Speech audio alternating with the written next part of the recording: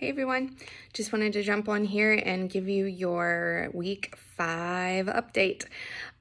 Just wanted to congratulate all of you for making it almost through the course. Our last week, it should be a pretty light week for you. You only have one submission assignment. I know it's a big one, but many of the components you will have already completed from previous weeks. So hopefully you find it easy breezy to get through that.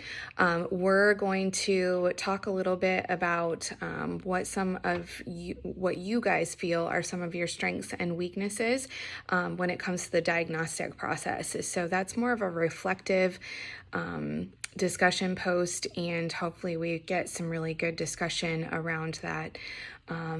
Then we will also talk about treatment plan components.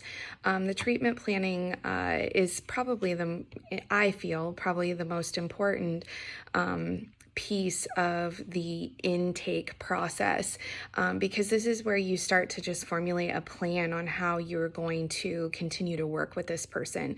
So the treatment plan and the goals that you put in place are going to affect the long-term outcome of treatment. So it is a pretty important component. So we'll talk more in depth about that in that discussion post. Then your submission, I already mentioned that many of the components are components that you've already completed in previous weeks. We're just expanding a little bit more on Janet this week. The new pieces that you will need to include all of the previously completed components. The reason that is because it's really hard for me to go back and reference those previous assignments without having to click and go out and then get back in, and then I have to remember it, and that's pretty impossible for me.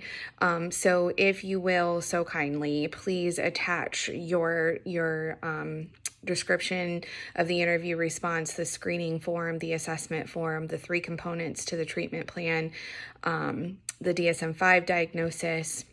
And then the new components will be the ranking of Janet's problems from most severe to least severe. You're going to come up with one short-term goal and one long-term goal for her.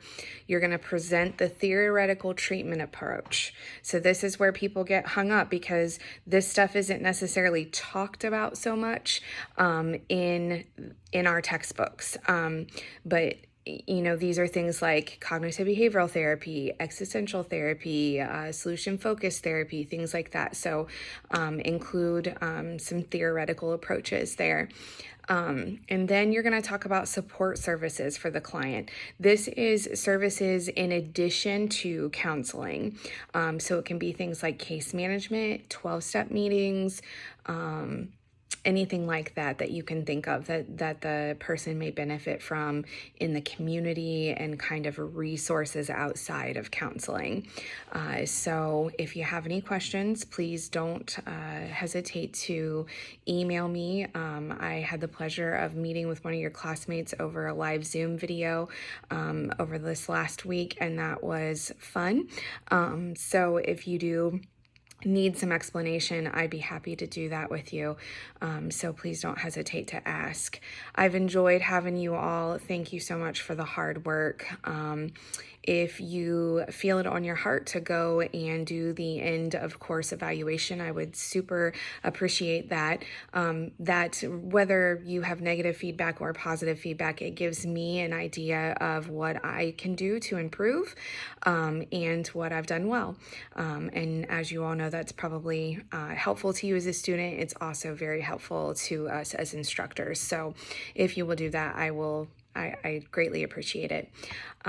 Like I said, if you have any questions, let me know. Otherwise, have an enjoyable week 5 and good luck in the future.